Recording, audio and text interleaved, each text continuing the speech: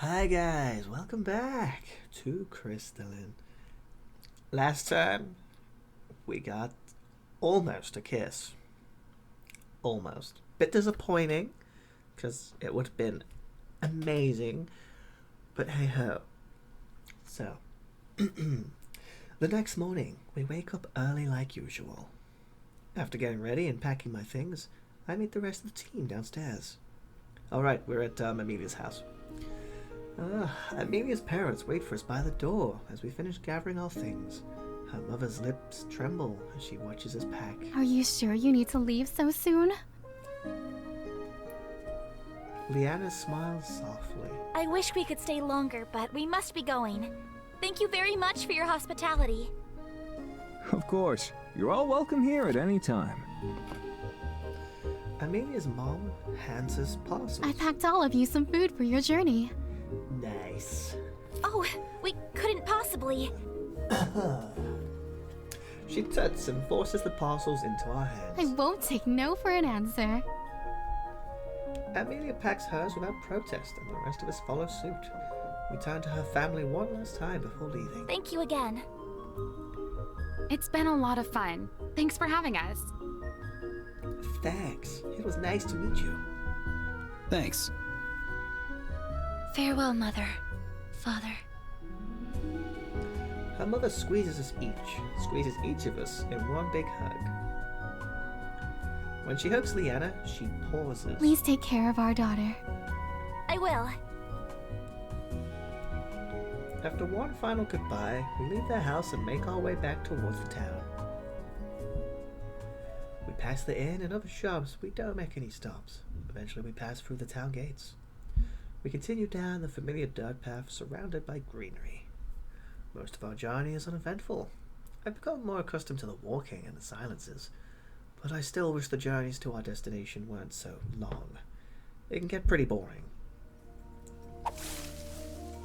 Just as I think that, something darts in front of me. Catch it! Whoa! I lunge for what it is, and my hands brush against its fur as I reach for its tail. It evades my grasp and hops into a bush. The pango waddles over to the bush and watches it curiously. Boy. The bush remains still. The pango cocks its head to the side. Boy. Then he sticks his head into the bush. He immediately retreats as a claw swipes at him. He rushes back to me and hides behind my leg. Boy. Little boy. He huffs. I mean, you did just go and bother it. The pango pouts, looking betrayed. Boy. Sorry, Pango. You know I've always got your back. He perks up. Boy. So, what was that thing? It's a sabali. A what? Liana seems more excited than usual to see an animal. Well, what's that? Basically an overgrown rodent. It's a rabbit. Untrue. Sabali are not part of the rodent family. It's not a rabbit. They're way cuter than rodents. It could be a rabbit. I didn't get a very good look at the thing when it raced by. But what is it? Because from what I saw, it looked kind of like a baby bear with long claws and a very long tail. That's a pretty accurate description, actually. They have bears in this place? They're very rare. Since you saw one, you're going to have good luck. Yes. Zach looks unimpressed. I don't see how lucky it can be if it almost tripped him up. Well, they tend to hide from people. If one lets you spot it, then that must mean you're special. I'm a special little bumpkin. Such superstitions originated back when primitive societies were learning to recognize dangerous species from harmless ones. Because the Sabali feed on insects and small rodents many would deem to be pests, they are recognized as a harmless and even helpful animal. As such, many humans wish to domesticate them as pets. But the Sabali are timid creatures and shy away from most other animals, especially ones which are considered threatening. Thus, the Sabali were regarded as lucky due to the difficult nature of witnessing one. In reality, there is no luck involved. I am no longer a special bumpkin. I see. Kara pouts playfully at Amelia. Aw, come on, Amy. Let them keep their superstitions. Amelia's eyes widen. Amy, Sure, that's your name, right? That's what your parents called you. It is, but Amelia pauses, then seems to regain her composure. my name is Amelia. does calling you Amy bother you? Amelia seems uncertain. I did not mean to imply that it is a bother. It is merely a surprise. Aw, well, don't worry, Amy. It's a cute name. Amelia fidgets as Leanna calls her Amy. She tries to speak, but for once she seems flustered. Well, it seems that Let's leave Amy alone and move on. Even Zach's in it. We stare at Zach. What? You called her Amy. It's shorter than 3 syllables. Why wouldn't I call her that if she's okay with it? Amelia sighs. well, if that is what you prefer, then I suppose you may call me as such. Look, it's a cute head pat scene. Kara grins and pats Amelia on the head. I knew you'd come around. Amelia at first blinks in confusion. As Kara continues to head pat her, she doesn't really seem to know what to do with herself. Haha, she's pouty. Eventually she just lets it happen. Although Amelia tries to act cool, a touch of pink in her cheeks give away her true thoughts. I think she likes the nickname. I guess her name was Amy. No, I'll go with you.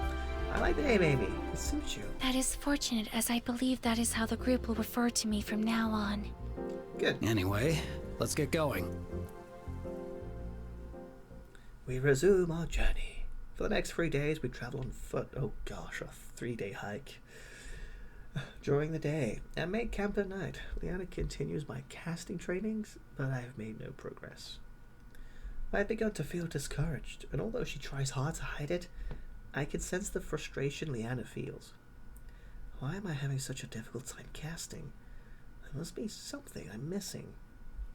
Since Leanna won't give up on my training, I resolve to push past my disappointment, continue to focus myself. On the 4th day, we travel the entire day and set up camp in the evening. Day 4, eh? As we've done in all our past trainings, Zach, Kara, and Amelia take care of the setup while Leanna and I find an open area to train. I still dread whenever it's time to train. I haven't shown any progress. It's starting to feel like a useless chore at this point. Ready? I reluctantly nod. Alright, just like we've practiced, focus on channeling through the manipulator. As I've done so many times before, I try to do exactly what Leanna says. Just like all of my previous attempts, it doesn't work. You've got this. You just have to focus. I'm focusing. I strain with all of my might, simultaneously trying to figure out what exactly I'm supposed to be focusing on, and wondering if this is all actually focus anyway. Leanna watches me intently, waiting for the spark of magic which doesn't appear. I let go and breathe out in frustration. Try again. Have we considered the possibility that only humans from Terra can cast? Leanna's voice is firm. Just try again. With a heavy sigh, I bring my hand again. Bring up my hand again and try again. As is expected, nothing happens. This is completely pointless. I lower my hand. Maybe I'm just not meant to cast. Suddenly a strong gust of wind pushes me off my feet and knocks me to the ground. Oof! Leanna glares at me, a fierce look on her face. Get up. Uh-oh. I cough as I catch my breath and push myself to my feet. What the hell? Leanna raises her arm again. Deflect this. Freeze! What's going on? Before I can react, a gust of wind punches me to the ground. My body screams at me as I get back to my feet. Don't just stand there. Deflect it. I balk at the sternness in her tone. Her entire demeanor has changed from a calm and patient teacher to a dangerous mage knight. What's gone into you? She ignores me and aims another shot of magic. This time I jump out the way, but she is relentless. She lines up another shot. I don't know what you mean by deflect. Leanna sends another gust after me, which I only narrowly dodge. Before I can get my bearings, another shot of magic comes at me. And then another. Would you just... And another.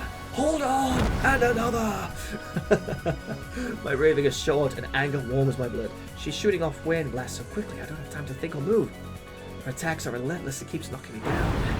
Another gust of wind soars towards me. Leanna, stop! I take that blast, and although it's just as powerful as others, this time I maintain my footing. That's not deflecting. It's enduring. She frowns in concentration as she mounts up another attack. Then she lets loose another gust of wind. I try to block it with my arms, but the blast is stronger than the last. It hurls me into the air. I crash painfully on the ground, but forced down in pain and get back on my feet. My breathing is ragged and my body is sore. Leanna is already channeling another attack. I don't know what's going to her, but I can't keep taking these hits. As she launches another attack, the anger bubbles inside of me and boils over. I throw up my hand and feel the anger shoot down my arm and out of my glancing, glowing, manipulate in a gust of wind, which knocks the blast away. Leanna gasps and drops her attacks. You did it! I stare at my arm, too bewildered to even comprehend what is happening. Suddenly, Leanna is laughing loudly. As things calm down, I notice the rest of the group is already here. They must have heard the commotion. He casted? Leanna grins broadly. He did! He finally cast! That's amazing! I'm Hulk powered. That wind magic, it came from me. The realization slowly dawns on me. I casted that. My eyes grow wide and I split into a huge grin. Yes! I can't believe it! I did it! Leanna's grinning from ear to ear. Even Zack cracks a small smile and nods. Amelia watches us curiously. I assume you used the technique which we had previously discussed. Wait, what? Leanna looks sheepish and refuses to make eye contact. What technique? The high from my casting begins to wear off, and I remember the mix of anger and confusion I felt from the attacks. You mean you guys thought it'd be a good idea to randomly just start attacking me? Leanna shakes her head, looking a mixture of worried and guilty. Amelia calmly responds. Indeed. I didn't expect her to be so blunt about that. Why? You were making no progress on your training, and I believed a new strategy was necessary.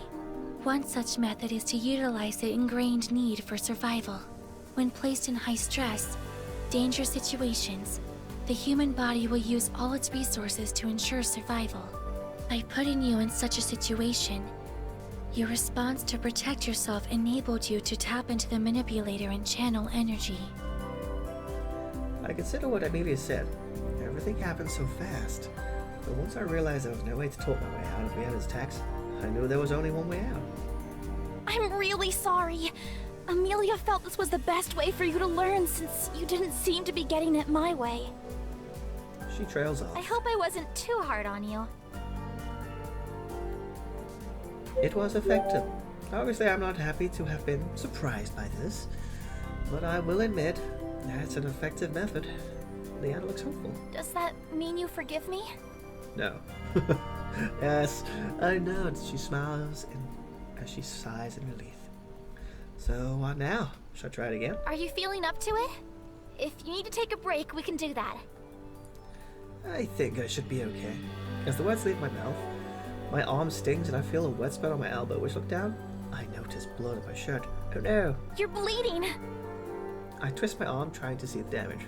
You don't say! Hold on, I brought bandages. It's really no big deal. She races back to camp, grabs a roll of gauze, I don't know what that is, from her pack. When she returns, she kneels beside me and reaches for my arm. I move my arm out of her grasp. I'm okay, really. This is just a scratch. Based on the level bleeding, I can tell it's a bit more than a scratch, so can Leanna. She shakes her head, literally. It's my fault you got hurt. Now, technically it's Amelia's fault for telling you.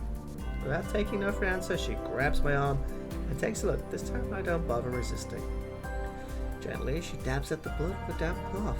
I try not to wince from the sting, because I'm a manly man. I'm sorry. I'll try to be gentle. I'm a manly man, don't worry. You're fine. Her hands are warm and delicate and for a moment I forget what she's doing. I can only feel her touch. Her gentle fingers deftly wrap the gauze, we'll just say bandage, around my arm after she secures it. She lets her hands fall back into her lap. I feel a split second of disappointment as I let my own arm fall beside me. There, good as new. That's not how that works.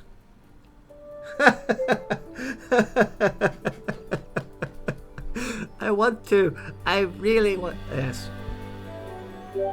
Not quite not quite as good as new. Leanna looks at me questioningly. Is something wrong? You forgot to kiss it better. What? Leanna's eyes grow wide. Back where I come from, when someone gets hurt, you kiss the sore spot to help it get better fast. This is something that everyone does? Yep.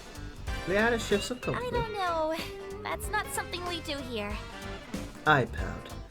First you injure me, and then you make fun of my culture. No, that's not my intention at all. It's like you don't want me to get better.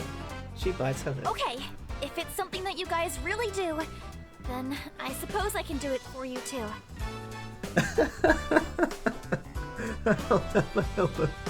Leanna's face turns bright red. She hesitates and looks around quickly to make sure no one is watching. And leaves a small peck on my elbow. There. I grin. I'm feeling all better already. Her face is still crimson as she nods.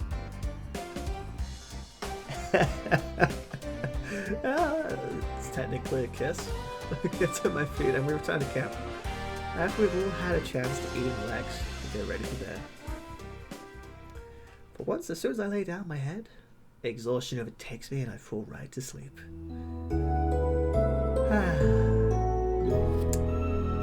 What this means is I'm going to save, because every time I don't, the game just breaks on me, so there we go. Okay, we wake up the next morning and continue our travels. After my last burst of magic, I've tried to replicate that feeling of casting. Although I'm finally seeing improvement, I still can't cast as well as I hope. The result of my casting is just a weak tendril of magic, but at least it's something. Leanna's spirits have been lifted too, and she continues my training with renewed enthusiasm. A couple of days pass before the trees become denser as we reach the woods. We must be on the right track. At first, the walk is easy as the trees line a well-worn path, but the deeper into the forest we traverse, the more careful we become of our steps as the wild undergrowth tangles our legs. The pango wobbles unsteadily over the roots and debris of the ground, then hops onto my shoulder. Boy. Sup, Pango? Oh, spooky. The canopy overhead thickens, blocking out much of the sunlight. Leanna glances uneasily around her. Noticing Leanna, Zack glances around too and becomes grave. I think we stumbled into the Forest of Grieving. You guys have a lot of forests of unfortunate names. Leanna balks. Grieving? The Pango looks concerned. Boy? Grieving? Zack nods. Kara looks cautiously at Zack, then watches Leanna's gaze suspiciously around her. She seems to put two and two together and grins mischievously. Isn't that the one with all the trapped souls? Oh, they're playing a tease. Leanna's eyes widen and her voice trembles. Trapped souls?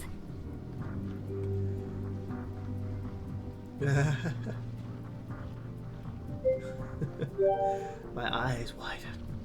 This forest is haunted too. Why is every forest haunted? Zack and Kara share a glance and hide a smile. What? What is it? Do you want to know why they're trapped? Leanna vigorously shakes her head. Nope, I do not want to know. In fact, none of us want to know. Why not? Amelia puts her hands on her hips. Evidently, Zack, you were misinformed, as there is no such place as the Forest of Grieving. I have a question. Where is your other hand? No, there definitely is a Forest of Grieving. Right, Kara? Absolutely. If that is true, it is certainly not here. Leanna pouts, her face bright red. You guys are the worst. Use your wind power. She rushes closer to Amelia and pointedly ignores Zack and Kara, who pretends to hide their amusement. The Pango shoots the two of them dirty looks. Poi! You butts. That's right, Pongo. She scoops him into her arms and hooks him into her chest. The Pango doesn't protest. We continue to walk in silence as we venture further within the forest. The air feels thick and heavy. The canopy thins out, but the trees themselves have knotted in thick bark, making them seem very old. Ooh, pretty. They brighten with an ethereal blue-green luminescence. Does anybody else feel that? The Pango squirms in Leanna's grasp and hops out before exploring the forest. This place is loaded with magical energy. Is that why it's glowing? The natural formation of crystals is what gives it its coloration. I take my time admiring the natural beauty of the place. It feels like a scene from a fairy tale. Peeking out from behind a tree is a small pink Pango. My Pango hops over to her, and when she realizes she's been spotted, she hops out into the view and tilts her head curiously. Boy? Boy! The pink Pango looks over at Leanna and gives her a wide grin. Leanna gasps as it hops closer to her. How cute! Gotta give that voice actor some credit. She reaches out towards the pink Pango, who hops into her arms. Oh, she likes me! Leanna squeals excitedly and hugs her close. There's a green one. Another Pango peeks out from behind a bush and hops over to Leanna. Her grin grows even wider. She opens her arms and a Pango hops in, much to Leanna's delight. Another Pongo! Boy! More Pango. Boy! Another Pango. More Pango. What? Even more Pangos pop out from behind the trees and bushes and begin to surround Leanna, who watches them with joy. So many Pongos! She reaches out to all of them and they each openly receive her affection. Boy! Oh my god! Look at all the Pangos! The chorus of poise increases, even more emerge, and soon even Leanna is overwhelmed by the sheer number of Pangos. Zack stands as close to the edge of the trees as possible, and as far away from the Pangos as possible. His hands hover protectively over his discharges as he eyes the Pangos suspiciously. Amelia moves from Pango to Pango, seemingly studying the variations. Kara joins in and plays with the Pangos closest to her, as even more Pangos fill out the clearing. Leanna's eyes fill with tears. Too many Pongos! She has a limit. Oh no. Leanna, are you okay? Her smile is still as wide as ever as she kneels on the ground, holding as many Pangos as she can in her arms, but the tears continue to flow. She speaks between sobs. I can't hug them all! Oh no, it's a me reference. It's the cat lady meme. There's so many cats. I can't hug all the cats. Kara comes over and puts a comforting arm around her. It's okay. Just hug as many as you can. Leanna sniffles and nods.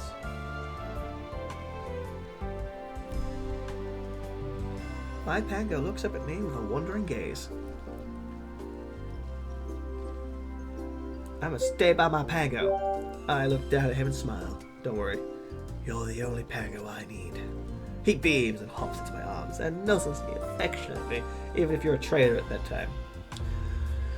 From among the Pangos emerges a Pango larger than the others. He has a twist of leaves which he wears around his head, and he passes all the other Pangos. Seems to settle down in reverence. He pauses in front of Leanna. Boy? The Pango King. Leanna blinks. Boy! That was a long string of boys.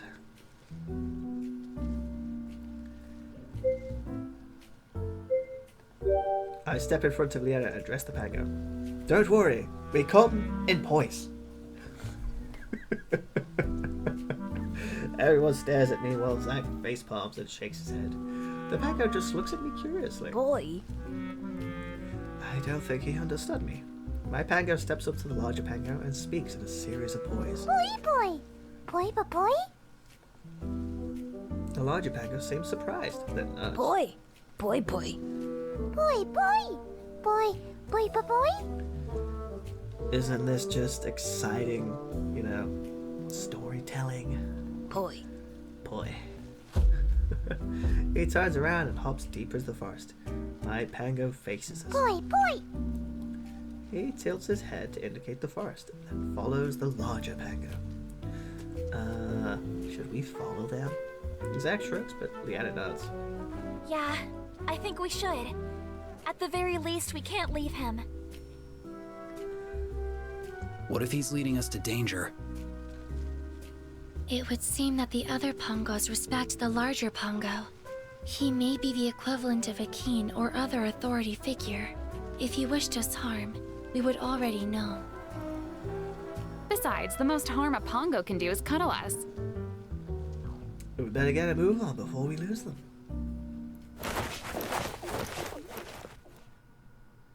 No sound effects. We follow the Pangos further into the forest. Some of the other Pangos tag along, popping in and out of the trees. I've never seen so many Pangos in one place before. What are they all doing here? Eventually we stop in front of a crumbling stone structure. Ooh. Boy. Wow, that's actually a very pretty backdrop. God, I bet the artist for this is A tier. Boy.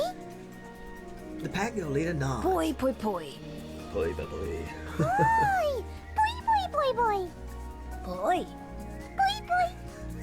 So much boy. It would seem the Pongos have escorted us to the temple we seek. Oh, nice. How did they know? Can they understand us? More than likely, our Pongo friend inquired as to the reason for the migration of so many Pongos in one area. He must have been curious about their source of energy, which just happens to be the Earth Temple. I narrow my eyes at Amelia. It seems very coincidental. Do you speak Pango? No, but that rationale should be common sense. Zach snorts, then tries to cover it up. I look back at the temple. It clearly hasn't been touched in a long time, and half of it's falling apart. Is it safe to go in there? Kara seemed excited. Only one way to find out. She marches towards the temple. But what about the Pongos? Won't they be upset? Especially considering we intend to absorb the energy. The temples were built over areas of naturally high concentrations of energy, so the temples continuously amass energy at an accelerated rate. Therefore, the amount which we will absorb will be replenished fast enough to not adversely affect the Pongo's ecosystem. Why don't people live near these pockets of continuous energy? The only energy we are able to manipulate is extracted from crystals. This form of energy, which resides in the air, cannot be manipulated or absorbed by humans. She pauses. Humans of Terra, that is.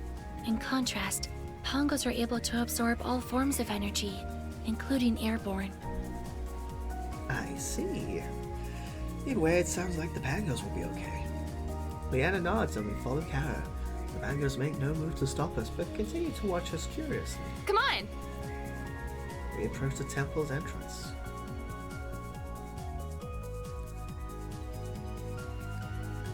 The temple structure, at least what remains of it, reminds me of the one from the fire temple. It's built with an open front, and I can see where the altars may have stood in the past. Now it's just webbed stone. The columns are still holding up, but I watch them precariously, untrusting of their stability. Vibrant green moss camouflages the grey stone. I have to admit, the view is quite impressive. Kara takes the lead and steps carefully on the stone, obviously testing for traps. The rest of us hang back and I let her explore without distraction. Leanna holds onto the Pango, who seems eager to explore with Kara. After circling through the temple, she returned to us, perplexed. Based on the design of the Fire Temple, I figured the Earth Temple would have more traps. Or even just one trap, but I found 0. You could roll a natural one up as Perception. Then we should definitely stay on our guard. That's it, gunslinger. Are you doubting my abilities? Just rogue. No! I just meant... Kara giggles. I know. I'm just teasing. Zack grumbles and crosses his arms. Amelia steps up to the temple and starts to have a careful look around. The rest of us slowly filter in too. Pango hops out of Leanna's arms and bounces excitedly into the temple. Amy fidgets with her manipulator, much to the curiosity of Leanna. What are you checking? I am searching for any anomalies in these magical readings. The barrier from the last temple resonated a unique signature. If such a thing were to exist here as well, it is highly likely to lead us to the Earth Elemental. Ooh. Kara shakes her head in wonder. I still can't believe the elementals are real. I wouldn't jump so fast to that conclusion. Seriously? Did you forget about our journey to the Fire Temple? I didn't. But I don't remember me or the rest of you seeing the fire elemental. Except him. Stop staring at me. Zack gives me a pointed look. He wouldn't have a reason to lie about it.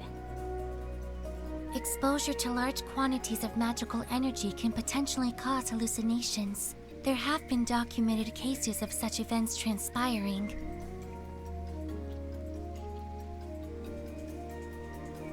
I'm not from here. Anything is possible. She wasn't a hallucination.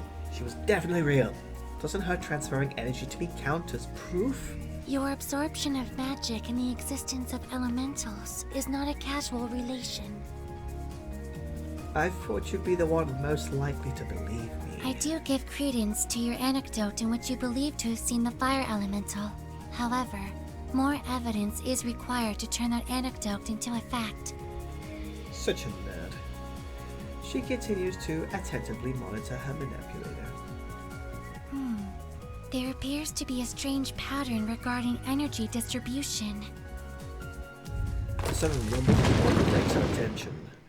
The rocks shift precariously, then crack and come crashing down above Look me. out! The attackers both out the way just as the rock smashes down, leaving a heavy split in the stones on the ground. I land hard and my body erupts in aches. Are you okay? Anna props herself up on top of me and peers down with a worried look. Sorry. I channeled my wind energy into reaching you in time, and I didn't even think about softening the landing. I stare at her.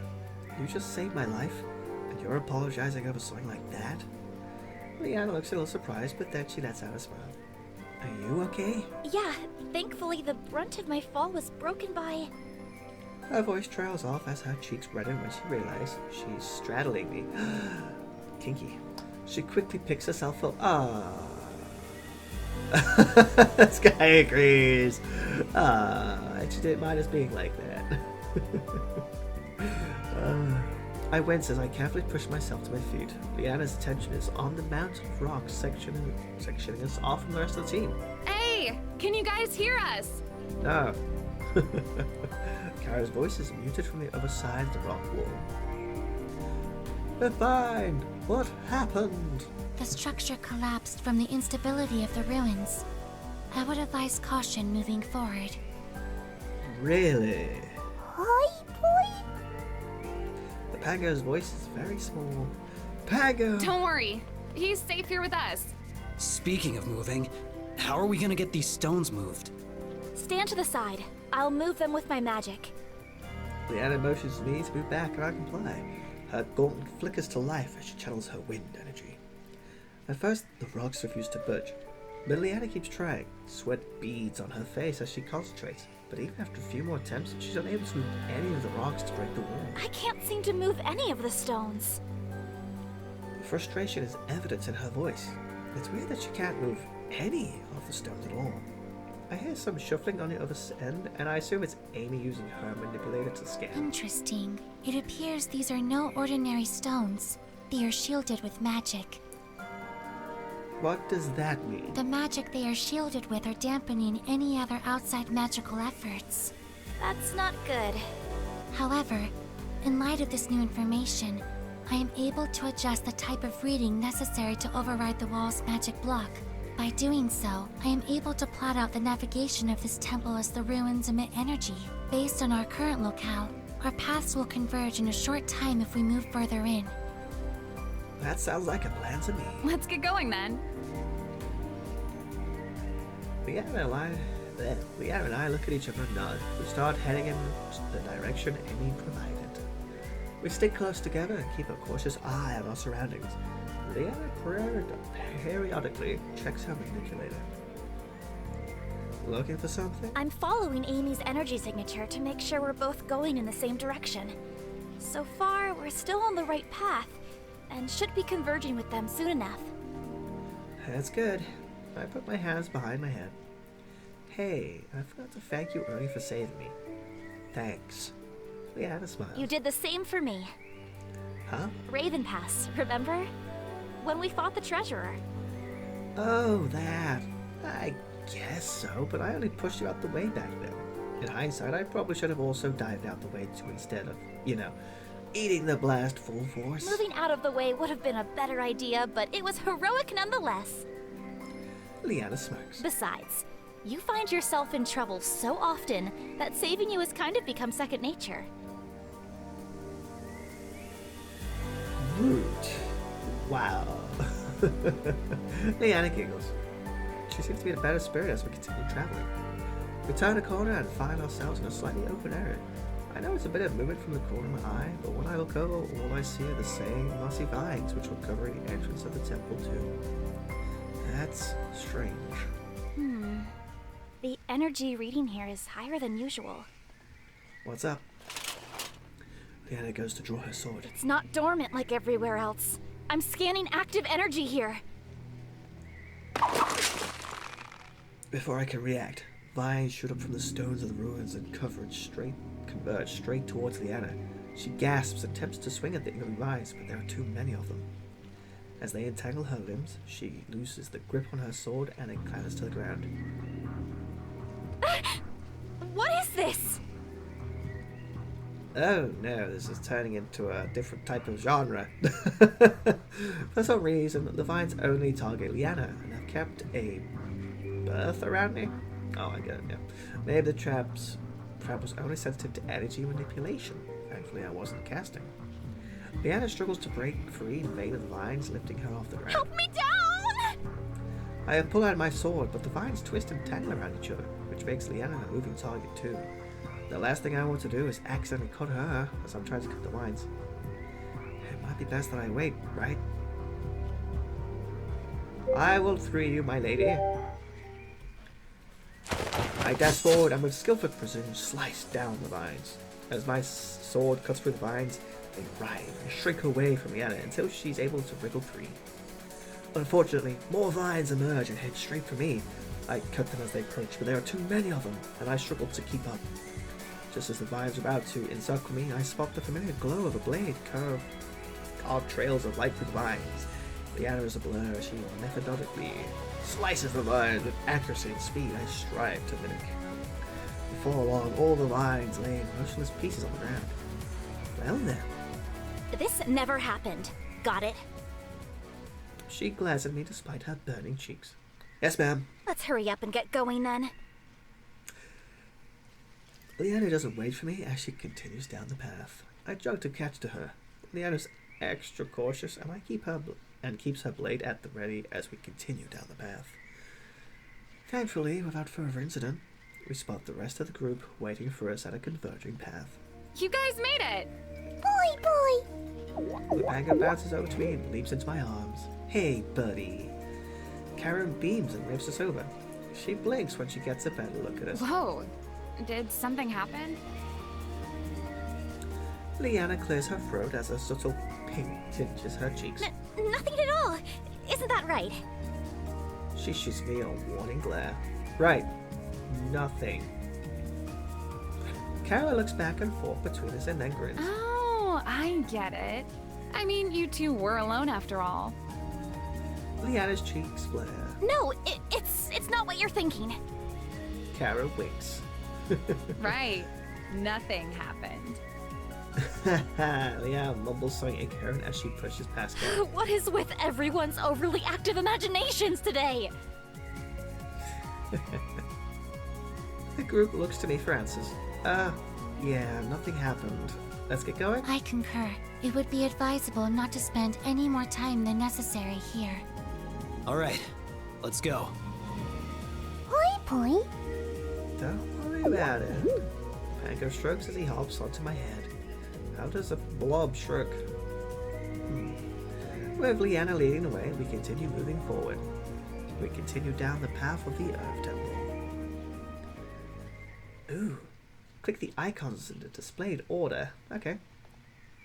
Fire, fire. Water, blah. Blah, fire, blah, blah. I am good at icon navigation. Yes. I win! Yay me. 10 points to Gryffindor. We finally make it to the core of the temple with my guiding clicks. The center of the temple is a lot different than the rest of the place.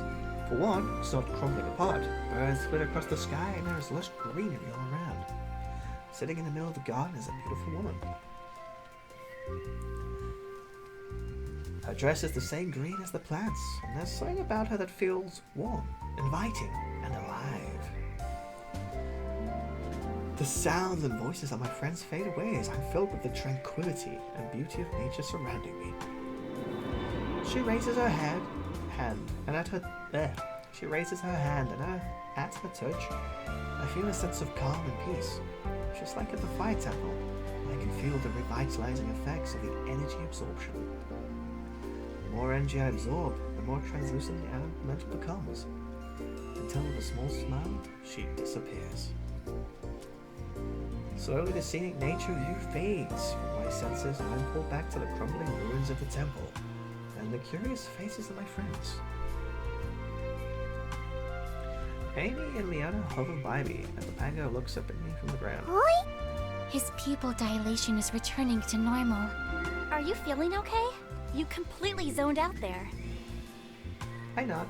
I still feel dazed at the remnants of tranquility begin to fade. Did you see the Earth Elemental? I did. This time it felt different. When the energy was channeling into me at the fire temple, I felt a rush of passion and strength. This time I felt more of a sense of peace and calmness. I can confirm you did absorb a substantial quantity of energy. However, your mention of feeling emotions based on absorbing differing elemental energy is quite fascinating. It is something which has never been reported before, given that humans of Terra cannot absorb energy. Once your senses have fully returned to normal, I would appreciate discussing in greater detail what exactly you experienced during the actual absorption of energy. Sure, we can talk about it later. Where are Zach and Kara? As if on cue, the two of them appear, each holding bags filled with what I would assume is whatever loot could be found. Don't mind us. We just went on a little all-you-can-grab treasure buffet. She grins and opens her pouch to hand something to me. Here, I found that. She hands Amelia an ancient I tomb. figured you might be interested in this sort of thing. Amy carefully turns the pages of the books with great This interest. is written in ancient Gaian script, a language of which I have studied, but of which I am not fluent. Oh, you don't read the rest of that, okay. She smiles at Kara. Thank you. Kara pats her on the head. You're most welcome. A rumble. Very long rumble, it's loud and annoying. A rumble above interrupts us. Yes, it does. We all tense up and go on high alert, but no rock slide occurs this time. It looks like we got everything we need from here. Let's head out before another cave-in blocks our exit. We all agree and still high alert and make our way out of the temple as quickly as we can. Now, what will the temple be next? We make it out of the temple and back into the forest. The sunlight shimmers through the trees, making me wince and blink. Hey girl. Leanna lets out a deep, relieved breath. We made it. Yes. Now that we have successfully made it through the temple, let us not forget our purpose for coming here. We look at Amelia with curiosity. She gestures to me. His energy reading has increased substantially. Perhaps it is now possible for him to open a temporal rift. You want to try that now? A grin spreads across Amelia's face. Indeed. This place is pretty barren. I suppose we could try it here. Kara blinks. Oh, you're doing that again. She shuffles away, and away, and away, until she's behind a tree. Keeping watch again? You know it. Zach creates a bit of a distance too, but not as much as Kara. Leanna and Amelia look at me.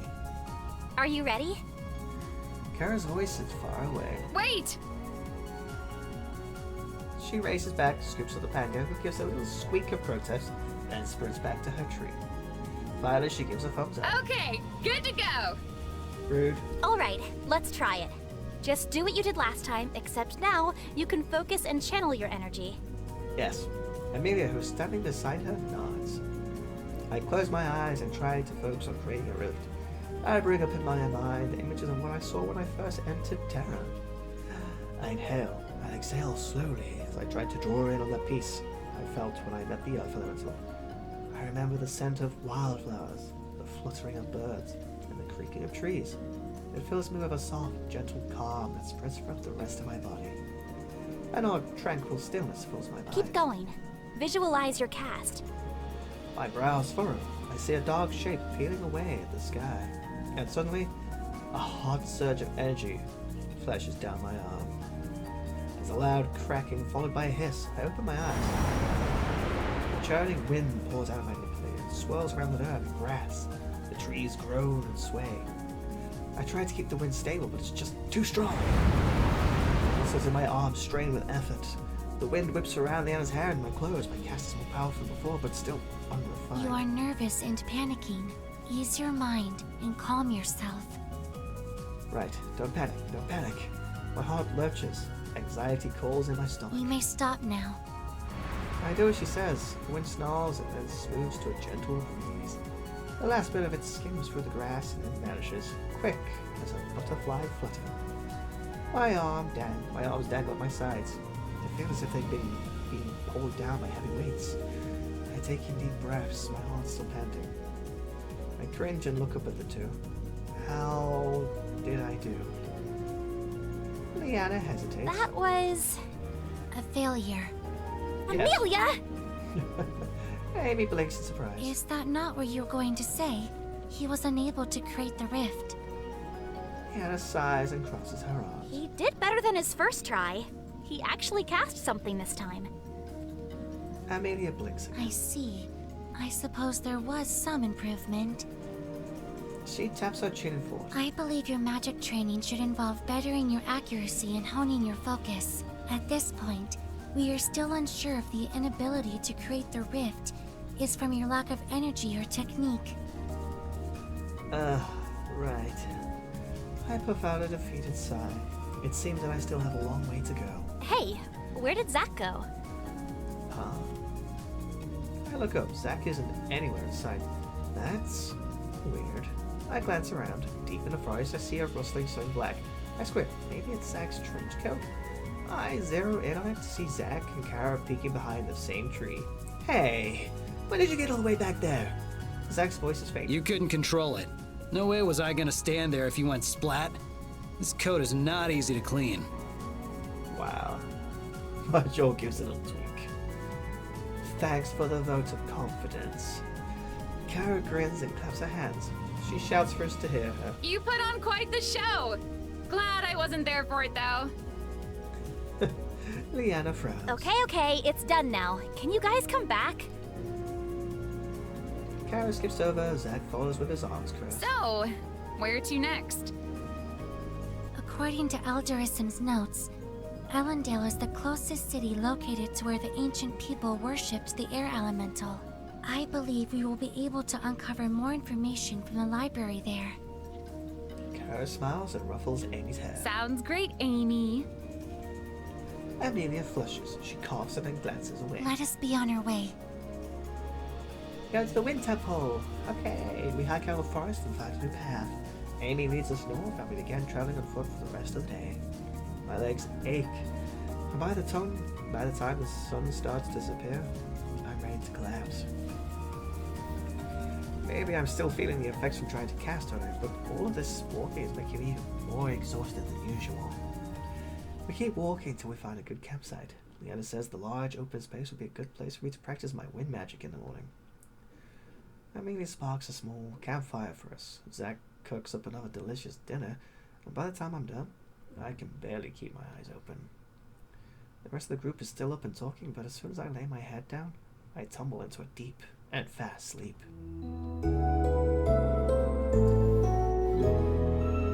Well then,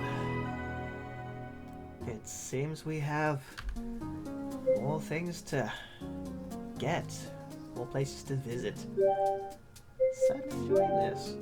We're having a good jolly time in this game. So, until the next episode, guys. See you later. Bye-bye.